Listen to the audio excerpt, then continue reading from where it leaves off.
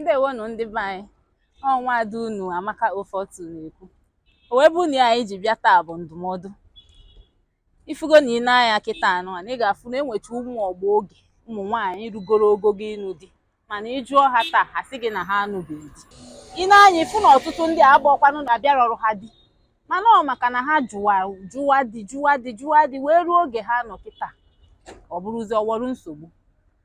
Ka ihe mere ihe a bụ na ha na-eche nwoke nwetagoro akụ na ụba, kpatagoro ego, nwegoro ihe niile ka ọ abata nnọọ ka eriwezi ihe. Ọ dị na mma na ọ dịka ụta, mana abụọcha afụ na ihe ada agakwa ụta anyị si chee ya. Ifu na mmadụ dịka Obi Kubana, ọ bụkwa na o bidoro na mbụ dịwa ụtọ ọ dị, mana the wife stood by him, nọnyere ya, ha wee ruo ogogo a ha nọ mee di ya wee fịa ka eze.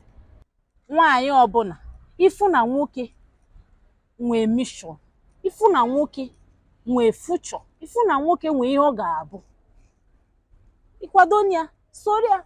Ọnụ oge dịka di na nwunye gị na ya push things, you people will get to that extent ogogo ahụ ịchọ. Ọ bụrụ iwu na ị ga-anọrụ ka onye nwetachagoro ihe niile. O nwekwe ndị ọ na-adabara, nwee ndị ọ na-ada adabara, mana ọ bụrụ na ịfụzie na nke ga-adịrị otu ahụ, maka ejiga ha na-aga icheru nwa onye nke ahụ ịfụ nwee future, ịma na gị na ya jikọ aka ọnụ unu ga-enweta ihe ahụ, ụdị nke ahụ ịchọ. Ọ na-akadịkwa atọ ụtọ ma ọ bụrụ na gị na di gị wee chụwarịa chụta ụta ha karịa dị na ị na-abịa nụbata ga-ebịa riwe nnọọ ego.